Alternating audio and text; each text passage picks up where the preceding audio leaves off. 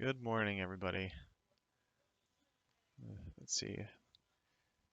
Okay, so it's coming in, making sure that my mic is working. Good morning, everybody. Okay, I just realized that I forgot to put I forgot to change the schedule. I wasn't showing up on the schedule today that I was streaming, so I apologize for that. Um, well, there's something I know that's only I'm usually pretty much on time for the stream. Um, and Something that I want to mention to you guys about um, real quickly, actually, in the next usually when I play or when I stream, I introduce some kind of music for the first few minutes. So I'm going to do something a little different today. Um, on Indiegogo, if you guys have heard about it before, it's basically like Kickstarter, where it's crowdfunding for projects or businesses or ideas or inventions. And a man called Ben Niles, a film creator, has decided to do start working on a documentary for my group, the Five Browns. And you guys already know that I play the piano, and I have five siblings that also do the same thing. And Ben Niles has started creating a film or documentary based on our family, our music, our background, our history, who we are, and trying to get it funded to finish the documentary. So I'm going to play that video for you. It's only about 3 minutes long, and it would be awesome if you guys could donate to help the project a little bit, to help Ben out so he can finish the film. Over the next 3 minutes, that's what I'll be showing, and then I'll get right into the trades for today. All right, here we go. Hey, Gregory. Hey, G. Gregory. Would you mind just stepping out and seeing how it projects?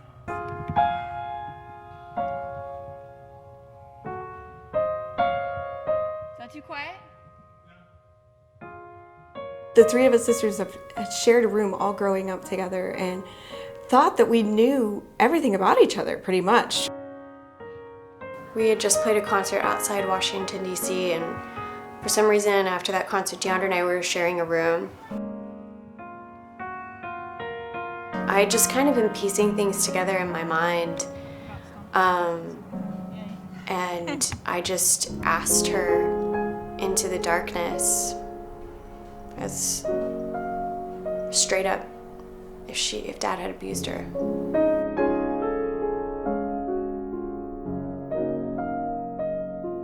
We realized that we had both been sexually abused by my father and had never told a soul about it. I didn't want to get on stage anymore. It was hard because music was so tied up with everything else. Piano performers the Five Browns released a statement tonight about their father's guilty plea in court today to charges that he sexually abused his three daughters when they were younger. Hello, my name is Ben Niles, and I have the great honor of directing and producing this powerful and inspiring film about the Five Browns.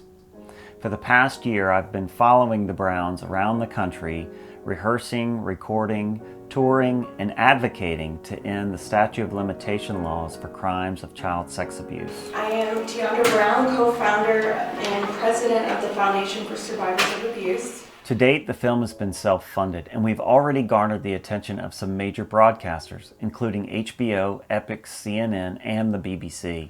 But we are at the crossroads and kindly ask for your support so that we can get the film through post-production and ultimately out into the world. Five Browns have courageously spoken out and allowed me to tell their story with the hope that it will inspire and help others to heal. Please consider your donation today to help us finish this film and tell their inspiring and brave story. Thank you. Now I've seen some of the darkest things in life that my art goes a lot deeper. It's no longer on the surface. The major shift that happened since 2007 for me was taking my old hero figure, who was my father, down and putting it up with my new hero figures, which are my sisters, because they're the true heroes of this story. I felt like, looking back on it, that I wish I could have given them even more. They're the ones who have had to suffer like that and who have kind of risen above it and transcended that suffering. But somehow when we're on stage playing music, it's not about that anymore. Getting on stage started to be sort of cathartic, I guess. It was the way we were healing together on stage. And that's what it's all about.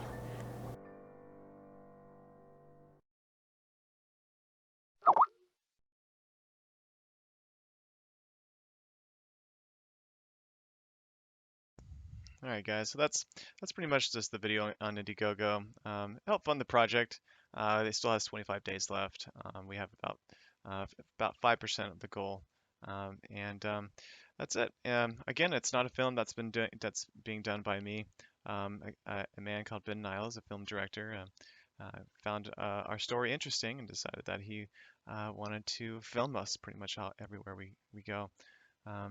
And needs some funding to finish the project. So if you have any extra funds or would like to donate to help the project, go ahead. All right, so let's get into the trades now. All right.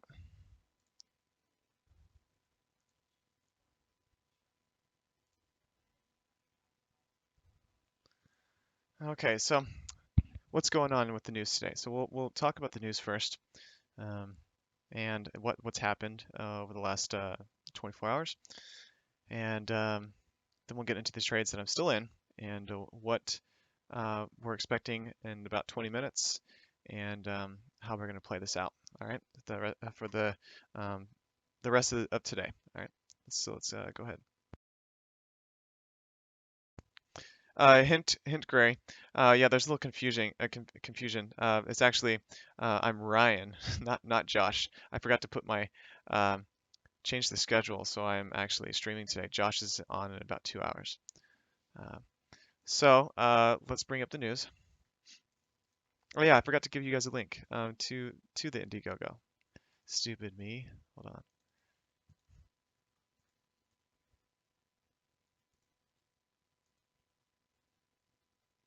Okay, so this is the link to go help the project that I just mentioned, the Five Browns digging through the darkness, and help funding the Indiegogo page.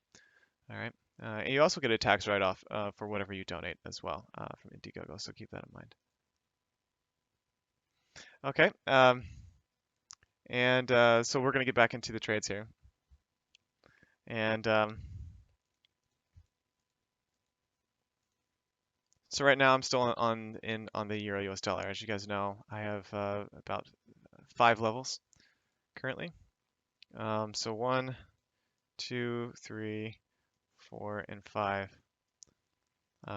And right now it's spanning over 150 pips. I should be able to go another 100 pips down against me and still be okay and still hold on. Right now the level of 1.1 is holding. So at right here, right about in this area. And the support seems to be pretty heavy. So we launched up. I got within 10 pips of my profit. Like literally, it was really close. I was at break even, was considering closing out, and decided to hold on. And the reason why I decided to hold on is because I still thought this retracement would be a bit more, and we had already held on for a long time. I wanted to come out with just a bit more profit.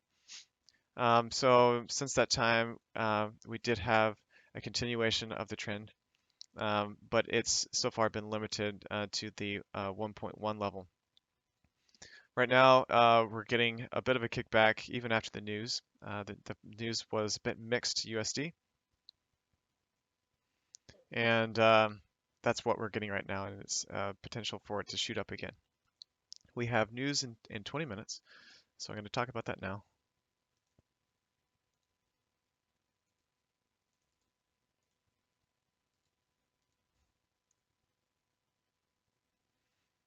Okay, so we had the core retail sales, the PPI data that already came out. Now I say it was a bit mixed because this is the big number that people were looking at, and it wasn't huge. The numbers overall weren't drastically different. 0.2, 0.3, 0.5 were just slightly better. overall, so it didn't have a huge effect. And I'm not surprised that this didn't, because what most eyes are on are the consumer sentiment uh, and the Yellen speech today. All right. I'm not even sure how much this will take effect unless the number is pretty different, pretty drastic. Um, but all eyes might be on this for today, so a lot of action later in the day is possible. Okay, and that's it. That's it for the week. So we have that sentiment coming out in about 18 minutes. Right now, when it comes to the price action and technical side, we're at the support of 1.1. It's holding, setting up for a, right now is what it's looking like, a retracement up. Now, not just on the Euro US dollar, but we're also looking at the Euro US dollar's correlation, which is the US dollar Swiss franc. And this is also setting up for a reversal. Okay, so those two pairs there. Same thing on the yen. Now this is pushing up. When that is pushing up, the Euro US dollar is likely pushing down, as you see here. The USD's the UJ is setting up for a reversal at the daily R1 with a retracement at least to here. So the daily R1 is right at 104.3 or 104.4, and the retracement in that push up, I would expect 103.850. So everything is kind of setting up for a retracement or a change in direction. So keep that in mind. I don't think it's great to be trading, to put in trades right now, until at least that news comes out at 10 o'clock, well, in about 15 minutes. The only one that's not really looking like it's setting up for a retracement is the AU. The AU has been shooting up, and so there's been some pretty interesting action going on today. So take a look at this. Over the course of the European session and the Japanese session, the Euro US dollar has been going down 60 pips. Meanwhile, this has also been reacting the same way, going the opposite direction. And the same thing with the US dollar Swiss franc going up. But what's interesting about this is that the USD is struggling against the Australian dollar on most pairs right now, at least on the AUD USD. The Australian dollar is really pushing up on most of the crosses as well, but on the USD, against the USD, it's pushing up in a pretty big way. Now I took my two trades that I'm going to talk about now. Trade 1 here and 2 with the trend. So this was a trend trade. The expected retracement happened already, and then I entered here at 0.75 or 0.76, around 0.76, looking for a continuation of the trend. Didn't quite happen, and it pushed up again, another 30 pips. I entered again, and looking for that continuation a bit later. I'll look again at up here at the top for the hopes that it will continue up there. So just looking for the right place to enter. My risk is low, and then I will likely hold for a bit more on the pip amount on this trade, especially if the sentiment is positive USD. If it's positive USD, then this could push again against me today, and the AUD USD will likely push down at that point. So the AUD USD trades that I have in right now are acting as a hedge, especially when it comes to the USD news. Now, most people would say that it's not the best hedge in the world, and it's not, or the best correlation. But these are two these are two USD pairs. So the AUD USD and the Euro USD. So I am selling USD on my EU pair, and I'm buying USD on the AU pair. So the since the USD news is coming out today, and it should be all pretty much about the USD, we should see some movement pretty much on all its pairs. All right, so that's what I expect today. Is that if the euro US dollar goes against me further, then I will come out with some profit or come into profit on the AU trades. So as you see, the Australian dollar has pushed up quite a bit, more so on some of the crosses. Not as much on the odd CAD. The CAD's been pretty strong lately. As you can see, even the USD is losing value against the Canadian dollar. So it's very strange behavior going on in general right now, where the CAD is gaining and the USD is losing there, but the USD has been gaining on against the euro, and so the crosses and the correlations are still off and still acting a bit odd right now. So we still got about 13 minutes left. So I'm gonna see if there's any questions coming in.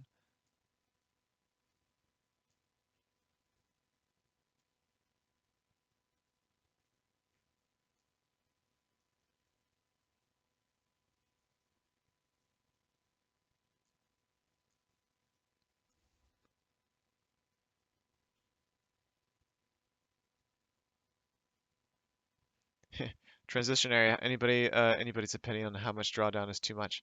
Um, it depends on your risk profile. Typically, I feel like any drawdown, and that's why I have mine set up at 7%. Any drawdown over 7%, it just becomes unreasonable. Typical in the Forex world, though. Let me blow up my. There we go. Typically in the Forex world, the drawdown for that's reasonable is usually a 30% or under.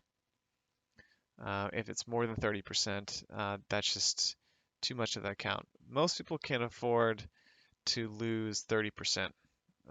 Well, it depends on their account size and if they can afford to lose the money. But most people that actually are trading in the Forex actually can afford to lose those funds. So 30% has been a standard. Now, for the large investors, the ones that are investing 100,000 plus, they're not going to want to lose 30,000 with their 100 unless that's considered high risk to them. That's why I have a cutoff of 7%. It's more reasonable. Larger clients can handle it, and it's something that most investors should be able to take in general. So at least that's my thoughts. Pretty much everybody may say something different though.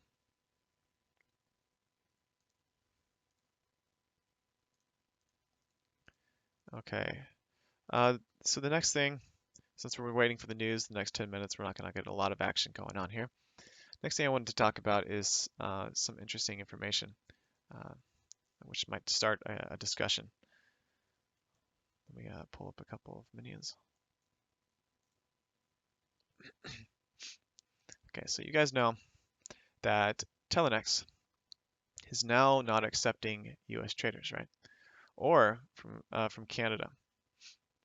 And this is just has recently taken effect. It's due to regulatory requirements. Now you guys know that Telenex doesn't just allow you to trade Forex. They also have you trade precious metals and stocks and stuff like that. I believe that was the kind of the nail in the coffin for them, because there was a new regulation in the States that requires Forex traders brokers to only allow you to trade Forex pairs. So Forex brokers trading other things like precious metals, options and stuff like that will are not allowed. So I finally think that is something that caused Telenex to write out their U.S. clients. Really unfortunate case. So you guys also know Forex Broker Inc. The Forex Broker Inc. It's interesting because Telenex and Forex Broker Inc. are going through issues at the same time. It's like they were both attacked at the same time. Some of you are actually at both these brokers. I know Jenny, I believe, is at Telenex. I'm not sure where Jenny is from, if she's from the US or some other country. I'm not sure if US traders are still allowed to be trading at Telenex if they have previous accounts already. So that's something that maybe somebody else can tell me. Forex Broker Inc. Sent out an email, which I'll pull up now.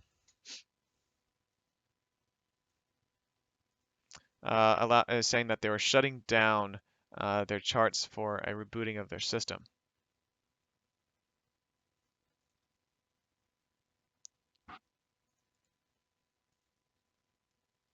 Okay.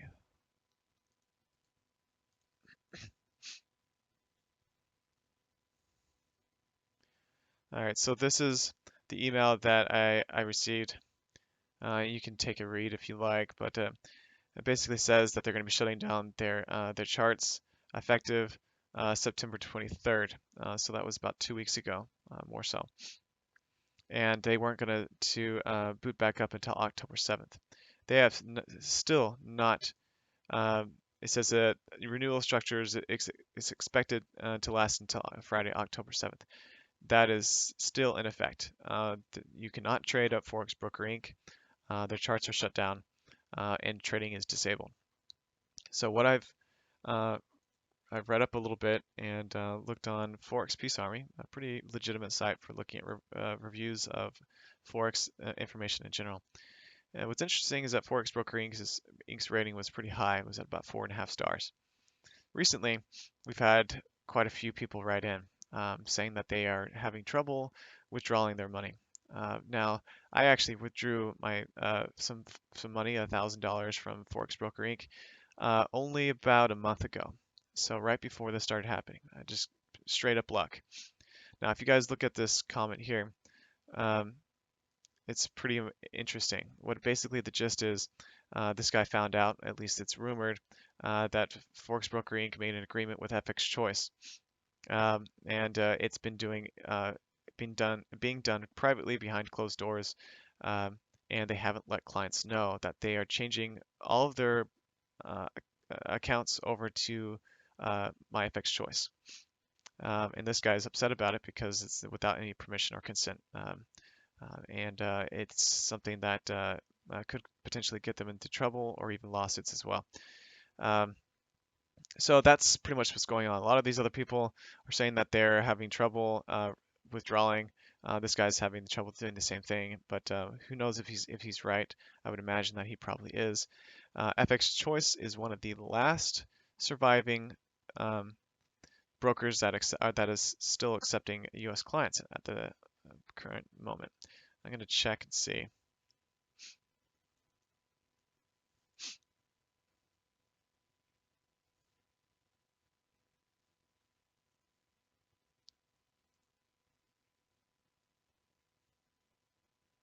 No, I won't be able to check that way.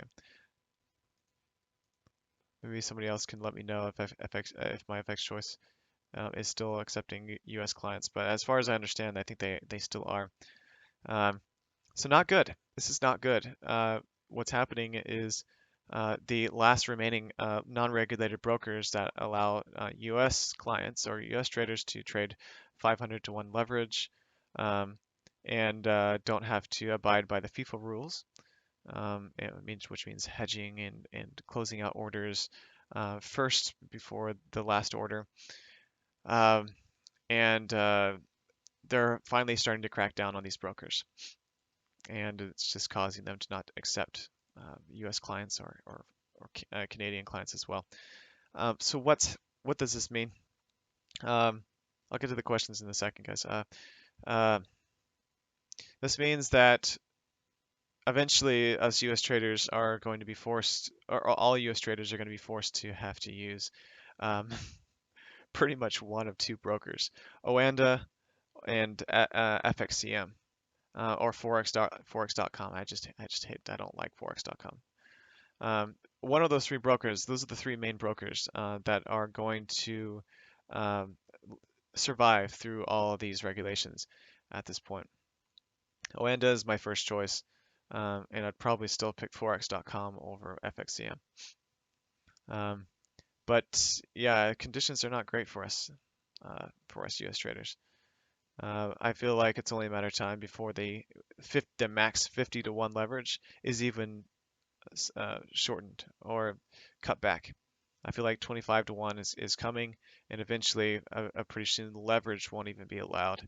Um, so that's unfortunate situation. I know that some of you guys may disagree with what I'm saying here, um, but I do feel like it's only a matter of time before these kind of regulations that are being put in the United States will be uh, put into effect in other countries. It's already happening in Canada.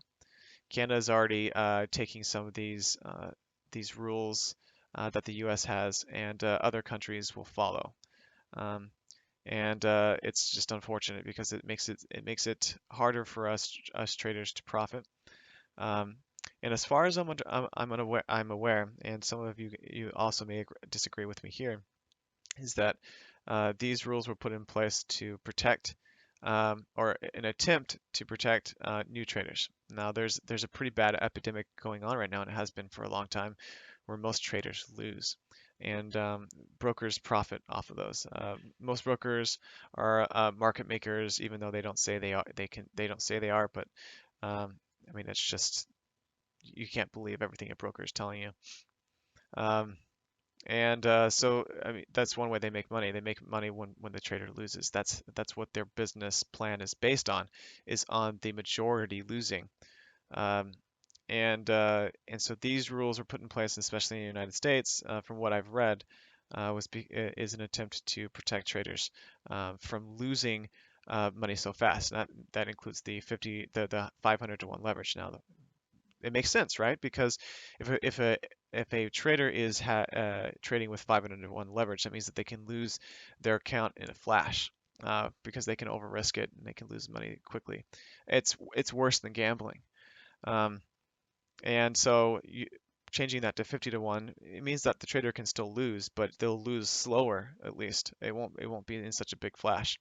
So that's as far as I understand in this broker situation is going on. But I do feel like it's only a matter of time before these regulations reach other countries, and all of us are going to be in the same boat.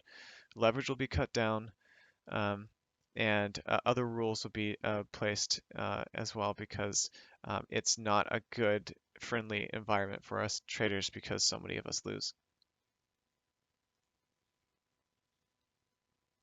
All right, so the news is coming out in just 1 minute.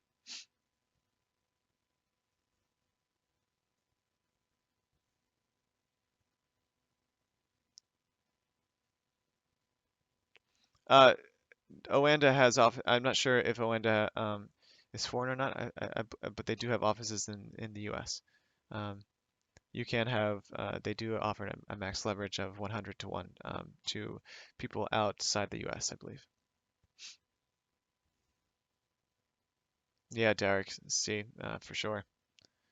Yeah, it's too many regulations. It makes it really difficult for us traders. All right. So, what's going on here? Waiting for the sentiment to come out. I don't like forexfactory.com because they don't release it very fast. So it's looking like the initial response is the push up. Let's see what it actually says. Whoops, I went to FX choice. Gosh dang it.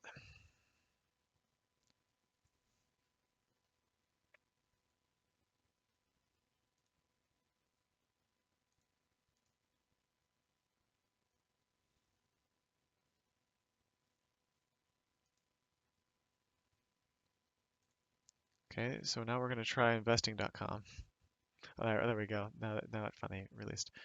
All right, so the sentiment is slightly negative at 87.9 from the consensus of 91.9. So that's good for me. Means that I'm not going to be getting hit hard here. Unless, I mean, well, in theory, because you guys know that even if negative or positive, if say negative news comes out, doesn't necessarily mean that the dollar is going to lose value. It's not always the case.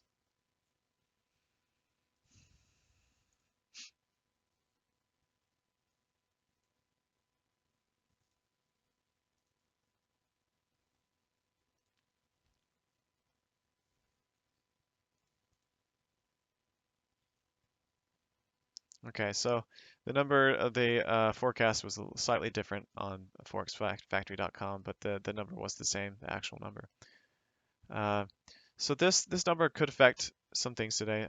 This news it can be pretty substantial, but again, we'll see how how the USD pairs react because people still may be waiting for Yellen's speech today to get any hints on the price hike and when the potential for that to happen.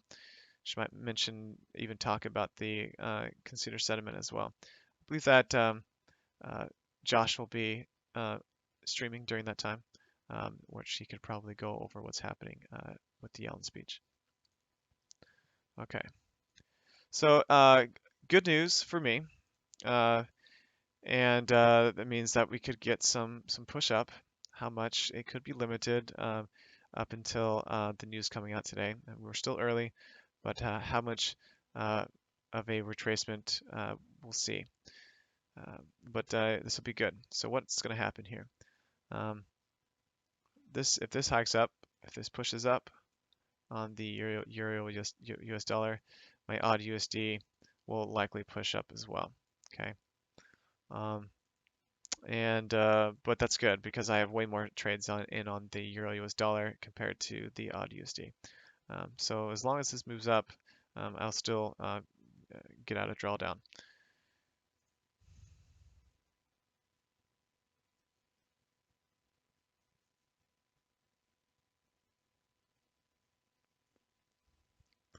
I agree, Joe. I completely agree. The fact that 95% of traders are losing is not the broker's fault. It's the fault of people who don't use logic in trading and people who never did anything with the financial market. Yeah, I completely agree. But the problem is that brokers are taking advantage of that.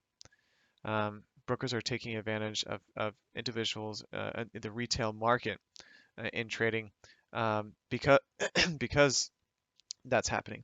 I mean, if you'd be crazy not to, if you had a bunch of money, you knew you had know-how to start a broker, knowing that 95% of the people, or 90%, whatever the number is, it's high, that most people fail. It would be a very profitable business when you already know the outcome.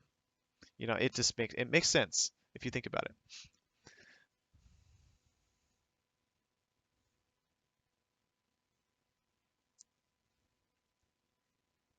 Okay, so Joe, I know that you wanted me to go over your YouTube today, and I did check it out. So I'm gonna actually play that for you guys while we're waiting to see what happens here. Joe's video is about 7 minutes long, and it goes. Joe's a pretty popular guy here on the thread.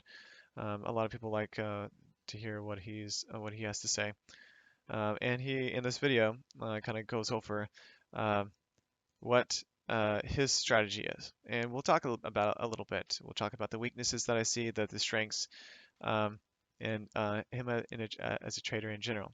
All right, Joe, let me know if you're okay with that, and we'll proceed if that is fine. So I'll wait here a minute or two for you to respond.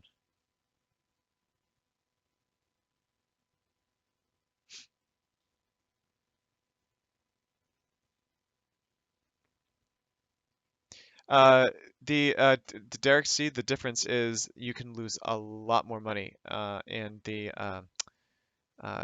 trading.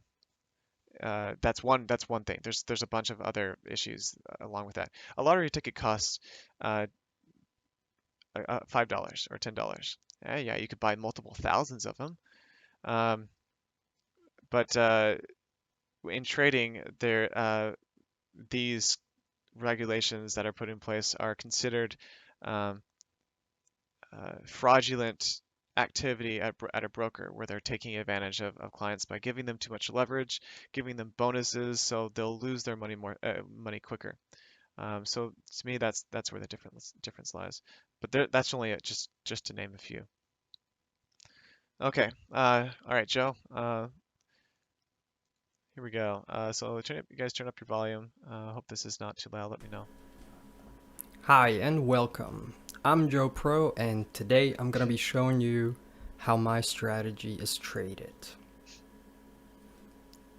Basically, the way it works is if I were to trade this strategy manually, I would look at the daily chart first. So let's say I just sat down and I want to start trading. I'm gonna look at the daily chart, and I've created a indicator that calculates the statistical data of the past year and the statistical significance in following the daily trend. And so right away I start off with my chances being 75 to 80% right that I'm going to be trading in the right direction if I follow the daily trend for today. So once I have my direction set for the day, then I go into the H1 chart. And with a simple or exponential 20 moving average or 50 or whatever you like, I have to match the daily trend. So in this case it's a downtrend, so only when price on the H1 is below the trend line, I mean the moving average, would I look for a signal. Once I see it is below, then I would look at the Renko chart, and this is important. Only signals generated on the Renko chart are valid, but they have to be into the direction of the daily chart, and price has to be below the H1. So for example, oh, and for you that don't know what a Renko chart is, Renko candles are not time dependent, and so they only paint a color, a candle, if price has moved, for example, in this case, 10 pips. So it doesn't matter if it takes 5 hours or 1 minute. As soon as 10 pips, price has moved 10 pips, it's gonna paint a candle. So this is really useful for trying to stay out of the market when there's nothing happening in the market. So once everything's matching up and we're ready to look for a signal, I would be looking for the MACD crossing the 0 line on the Renko. So I would have gotten in right here, or actually I did get in here, and I would stay in this trade as long as the Heikin Ashi on the Renko chart matches the color of the trend I'm trading. I stay in that trade. As soon as it changes color, I'm getting out. So here I would have I got only 10 pips, and I stay out no more until I get the next signal, which I got here. And again, I stay in as long as the candles are the trend color. And in this case, by the time the color changed, I would have gotten 100 pips. It did go 130, so after it has reached 100 pips, I lock in that profit. So I don't wait anymore until the color change. I start a trailing stop. This way I lock in the 100 pips, which is my minimum target, and if price reverses, I get out, take my 100 pips. So I would have gotten out around here already before the candle changed. Then I got a signal again, this time MACD crossed the moving average, and again staying all the way as long as the color matches until it changes. And here we did get 100 pips again before the color changed. As you can see, it's a very simple strategy, going with the flow. Um, you don't have to guess how far market is gonna go, because you just take what the market gives you, which is, for me, it works very well. I never felt comfortable trying to guess which level is gonna be the level that holds, and then after it holds, I have to guess how far is price gonna go, and how much do I want to profit, and if I don't get this profit, then how much, what's my stop loss gonna be, and so on. I needed something very solid and simple to follow that I can execute every single time without even thinking, just reacting to what the market gives me now. All this stuff that's over here, that already happened. So that was never really a good indication for me to guess where is it gonna reverse again. Is it gonna be here, or so that explains it pretty much, why I like to trade like this and just take what the market gives me. I hope this further explains to you my thought process and the way I view the market, and why I just go with the flow, and it doesn't matter what the news were, I look at what is price giving me and then follow these steps to execute my trades. I hope you liked this presentation, and I'm gonna try to do some more videos and show some more stuff, but this is what I got so far. Thank you for watching, and until next time.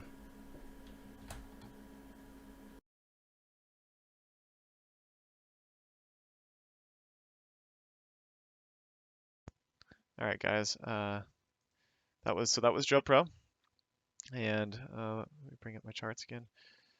What happened here? Okay, there we go.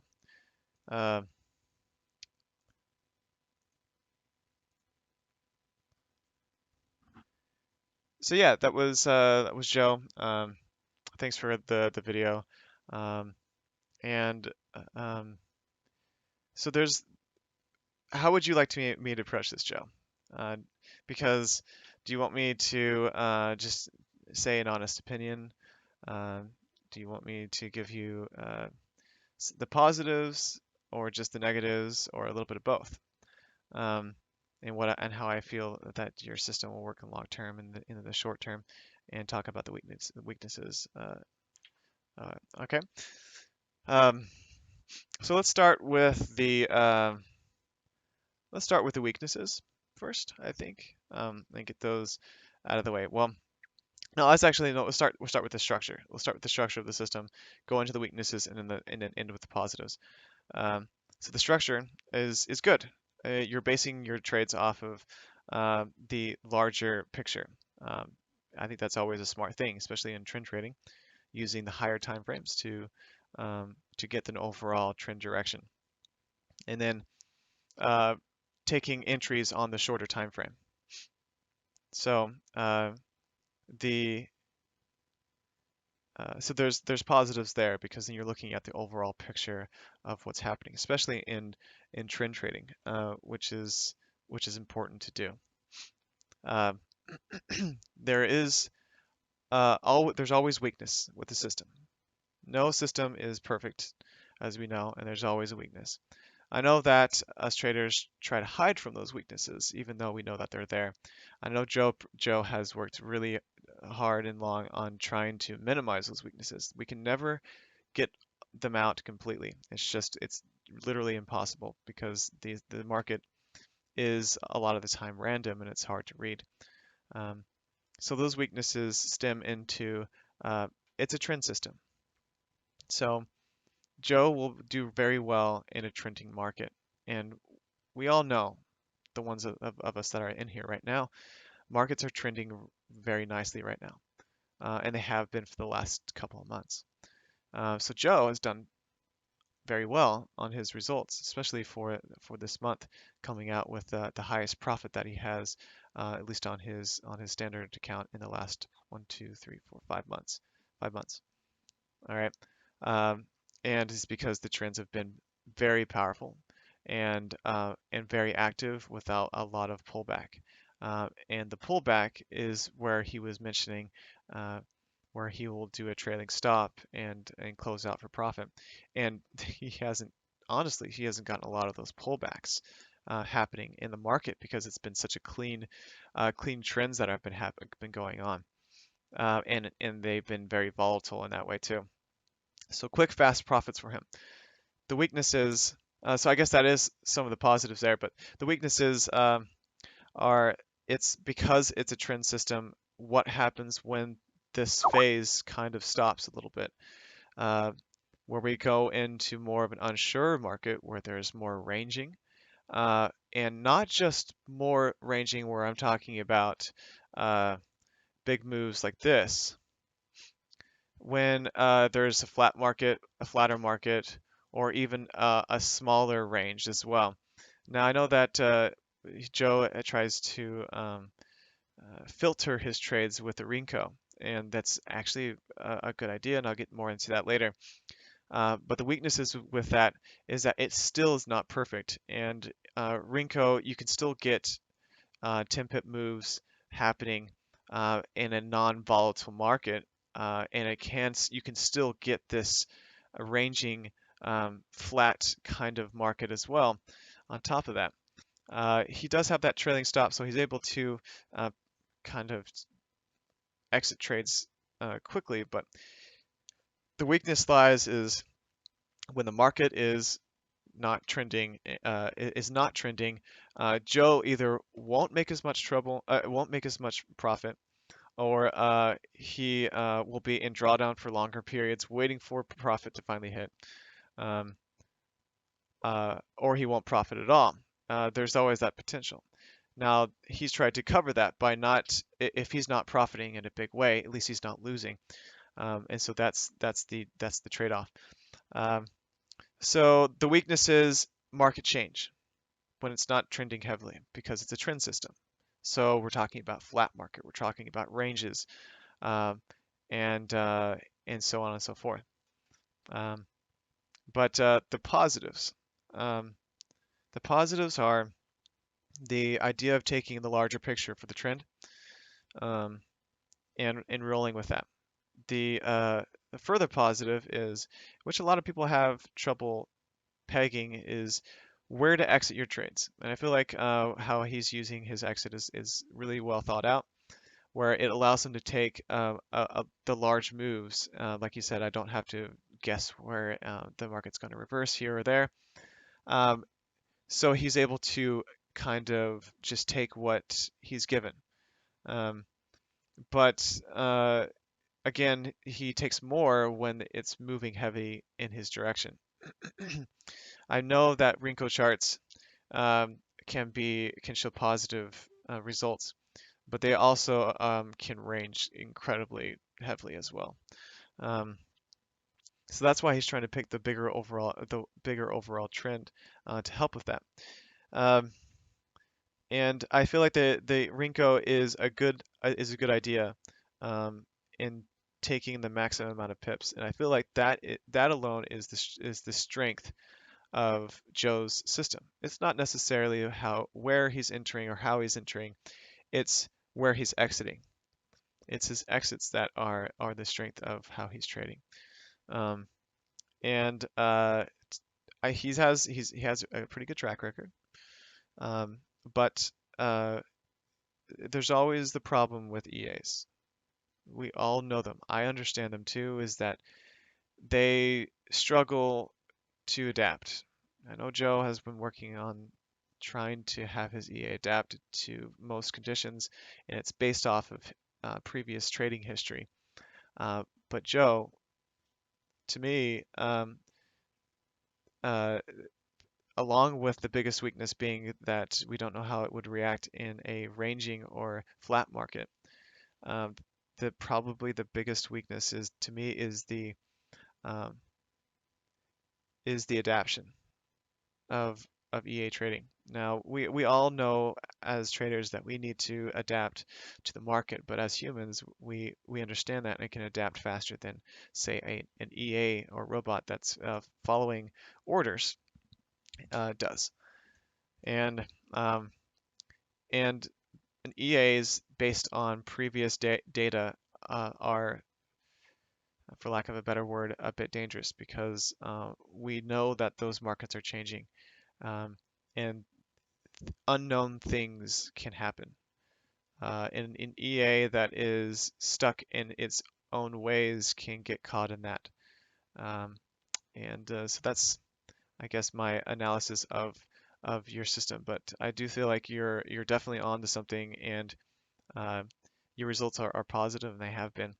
As long as you are able to take many pips on the bigger moves, which I think is the positive part of your system, is the take profit areas, and grabbing as many pips as possible. That could help offset some of the unknowns that could happen in the trading market over the coming months or years. All right, so thanks, Joe, for posting, and I guess that's all I have to say on that one.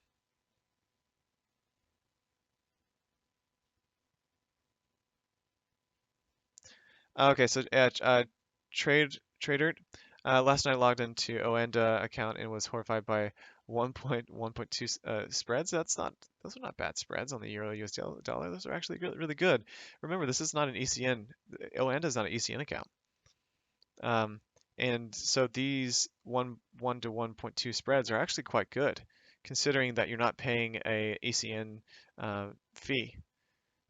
So I'm actually paying less at Oanda than other brokers because their spread is decent at 1 to 1.2 pips, but the fees were adding up so much on other brokers, ECN fees, that I find that I was paying more.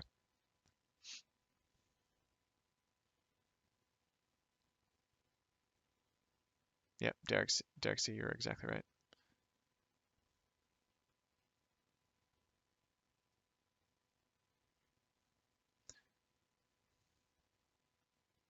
No problem, Joe.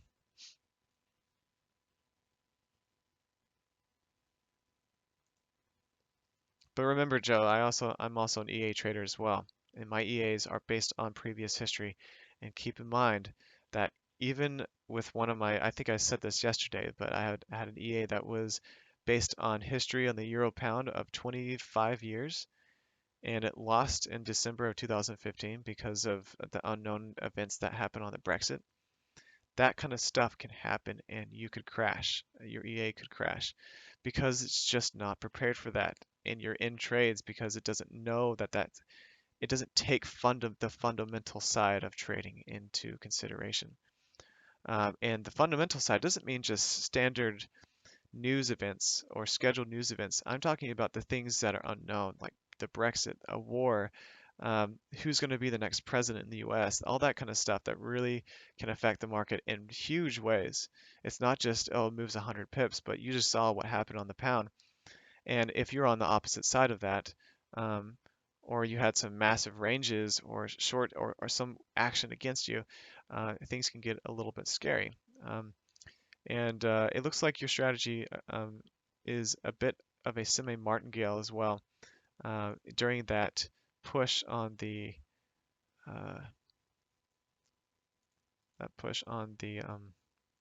pound, you were on the Japanese pound, Japanese yen. If you go to page 3. Now, I don't know how much this is in Swiss franc, the 12,446. But what I do know is if you go to page 3, that 1.149 lots, Joe, that's really high. That is really high on a $10,000 or $12,000 account. I would never be taking positions, single positions at that range.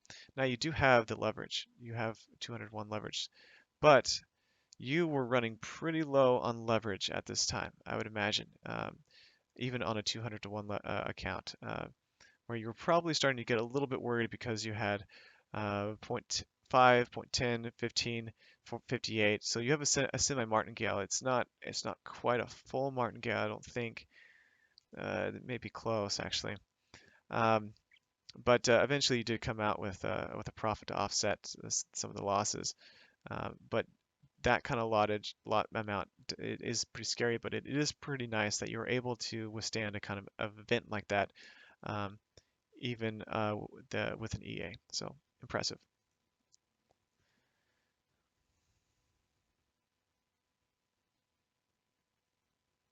Okay, guys, I don't think I really have a lot more to talk about. I mentioned to you about potential trades that we might have coming out. Okay, so let me see. Any good opportunities? All right, so the Euro Australian dollar is pushing down in a huge way. Luckily, the USD is not doing so great either. As you can see, it's going down against the CAD. Then the Euro US dollar hasn't seen a lot of movement. It's been kind of ranging a bit, especially at the support level of 0.10 or just 0.1 in general. There potential trades here, counter trend trades on the UJ, potential counter trend trades going on the Euro USD. So everything is looking like it could change direction soon. So there's an interesting thing happening now on the 4-hour chart. We have the support again at the whole number, and then we have another bullish engulfing that's taking effect right now. That which closes, well, it doesn't close for the next hour and a half. But we could consider this a double bottom, and then waiting for that push up. So nothing on the UJ unless you want to do counter trend trades. Nothing on the Euro US dollar as well unless you want to counter the move. I don't feel like it's a good place to be buying it or selling it, excuse me. A good place to would have been to enter on the trend though on the Euro US dollar is 1.105. It actually acted as a good reversal point for that or a good continuation area. The Euro Japanese yen has been pushing up a bit. That's been because of the yen push up on the in general on most pairs. Sorry, the yen losing value on most pairs is what I mean. The AUD USD is acting as a hedge on my Euro USD trades. Still just waiting on those. Looks like market is kind of waiting for action from Yellen right now at this point. Not a lot of movement, everything's kind of dead. So I expect it to be a pretty light morning here on the East Coast. The push on the Euro Australian dollar has been big though. We've passed all the daily support levels, at least on my indicator showing. That's showing, especially the big ones here.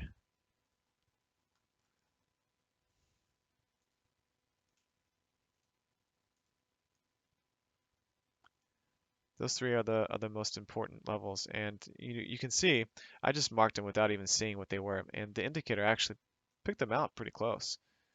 These levels that I just marked. As you can see, that the indicator is pretty accurate on looking for those daily support levels. It broke through them all, and so we're definitely due for a retracement. Okay. So nothing on the Euro Australian dollar, as I don't see a good time to look for a retracement.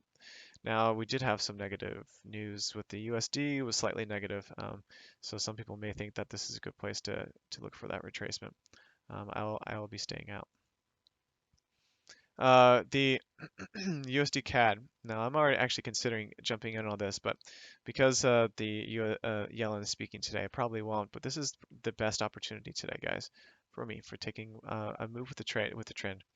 We're at the daily S1 level on the USD CAD. This is my pick, and this is a support level at 1.131538. We're at the support at that level right now. So there is some support in the 314, 315 area. And we're in an uptrend. It's not a really clean looking uptrend, but it's still pretty good. Now, if you're doing a channel, you can say that this finally broke out. But honestly, if we're doing levels, I think the levels kind of counteract it. Swing levels.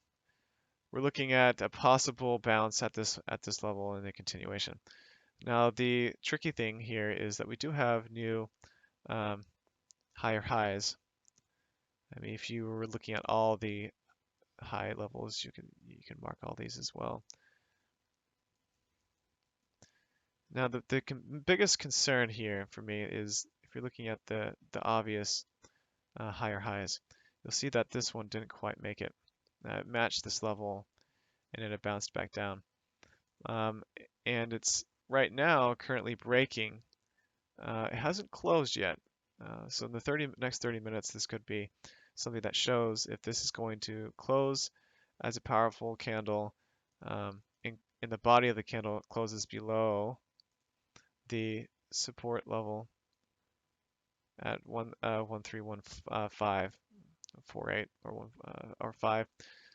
But that area right where it is definitely a potential place for a bounce and a continuation of the push up. Okay, so that would be my probably my best pick for now is entering a long position on the USD CAD for further USD strength. Now, this would have been a decent opportunity as well, which was just missed. My bad. It was the odd CAD. The support, the resistance place up at 1.005. We're in a downtrend. It's been in an uptrend for a while, but that bias has changed with this kind of trend line. And if we're looking at levels, now, interesting thing about these last two, or this area, are we do have the new low, but we do have the lower high, but the next swing level was a higher low, and then the higher high of the previous. So in this area here, this could be a new change of trend direction, which means that we could get another higher low and then another higher low and a higher high, and it just keeps continuing to go up from there. But as of now, I still find this to be a pretty good place to enter a short position with the new trend. Now, just because the last part may be changing direction doesn't mean that this can't continue down and break all the levels. These levels are pretty close to each other, as you can see. And so the continuation could definitely happen. Now, if this doesn't continue and this happens,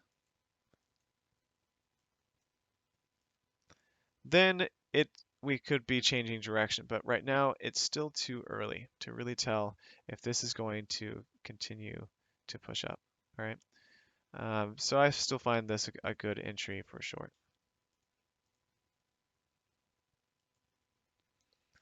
The Euro CAD is really struggling, just like the Euro Australian dollar, and it's pushing down.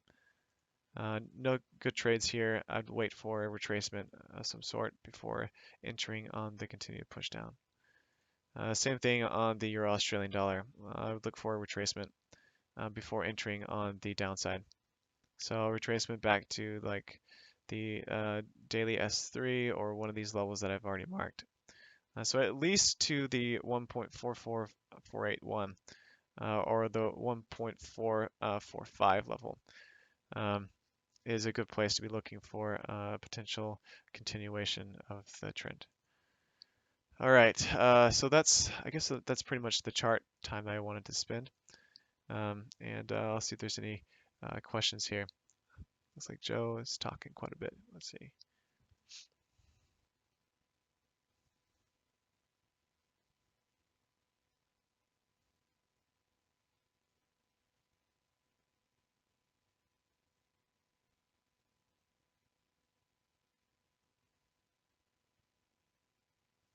Yeah, Joe, I do the same thing. This way, if you're wrong in the first entry, you'll get a better one on next time. Yeah, exactly how I play my trades as well.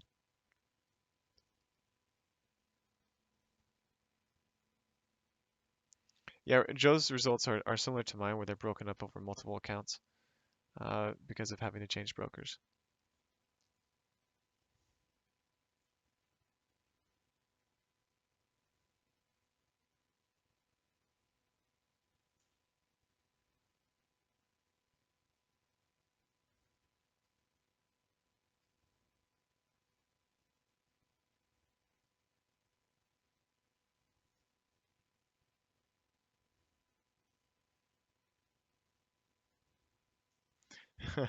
Yeah, Tony D, you're doing fine, Joe. A few more years, and you can sell it.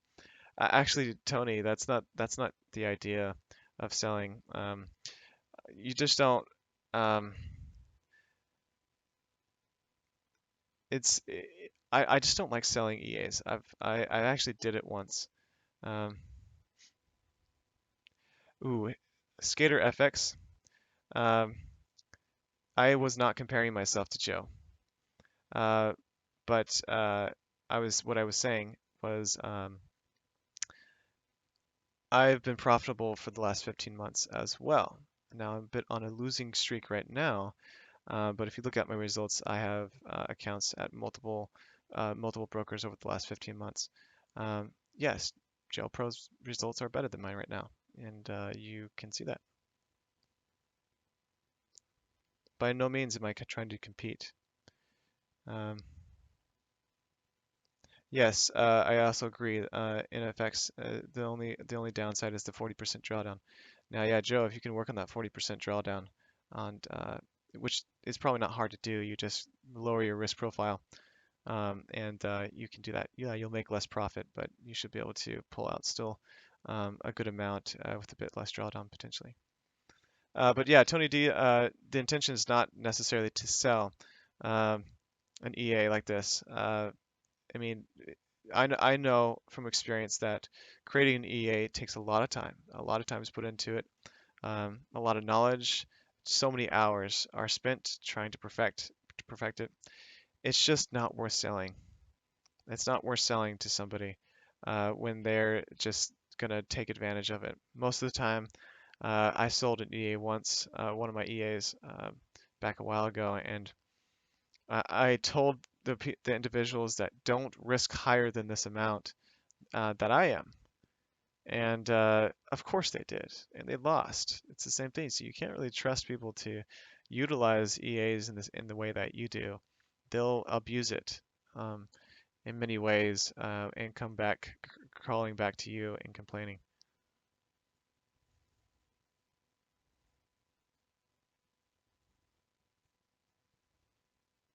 But yeah, no reason to be mean, Skater FX. I understand um, that you probably could have been confused by what I said.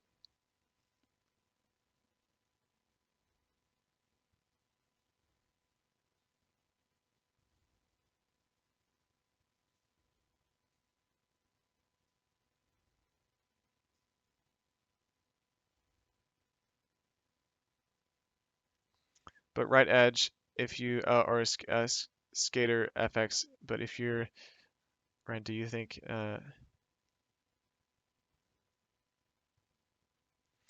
Yes, I really do Skater FX. There's so much I could do with being able to hedge on the same pair. It really makes things difficult. Uh, Skater FX, it would be so much easier for me to profit if I didn't have regulations in the US. Um, but I've had to modify my trading to fit US regulations. It's been a difficult thing.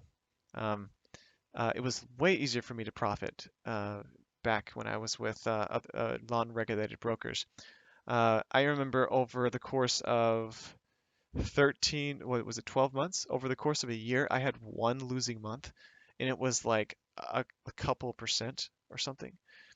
Um, and that was using another broker.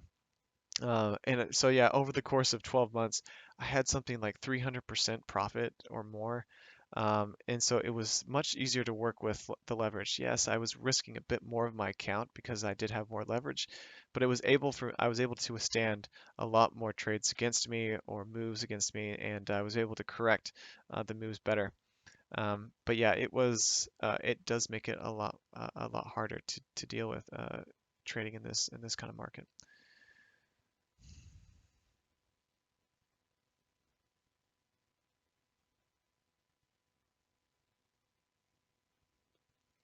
Yeah, it's not easy, Corky, to do that. Um, and that's why you don't see a lot of profitable US traders, unfortunately. Not on Simple Trader or even on MyFX book. It's very rare to see them profitable long term. I so far consider myself lucky, even being profitable over the last 15 months. All right. Yeah, my results are currently. Uh, this is what we're looking at before I end my stream, guys. So I'm at 4.18%. So we've made a decent recovery so far.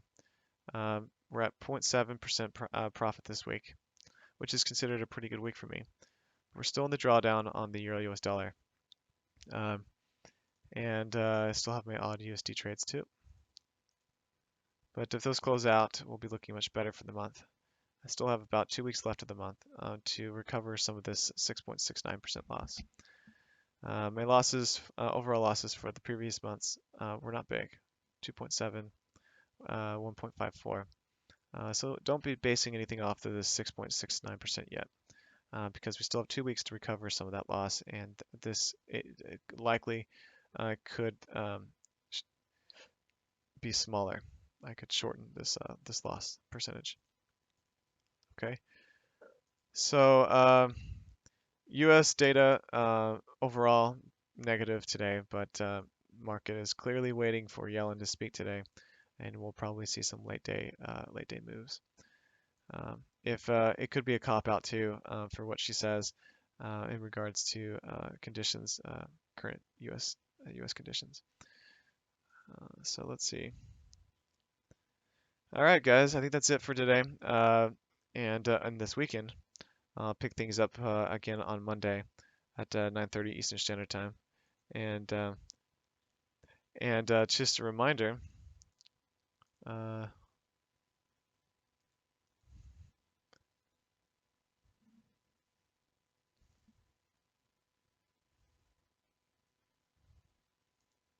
if you want to donate to my group and to the filmmaker Ben Niles and his Indiegogo film that he's trying to finish about my music group, the Five Browns, and my family, and our story in our music.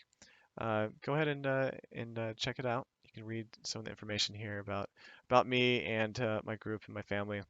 And check out the film to see if you would like to donate. If you donate just $10, you can, or I think the minimum is $10. But $25 actually gets you to see the film first, which is pretty cool. So anyways, yeah, I thought I'd bring that up at the end. The link to that, I'll post it in the description. I'll also post a link to my results as well, in my trading results, and we'll go from there. And then I'll see you guys again on Monday at 9:30 Eastern Standard Time. Let me get my FX book results so you can follow me. And if you want to copy me, even though I'm sure that you're waiting to see how things pan out for me, you can also copy me on Simple Trader as well. So just keep an eye on that.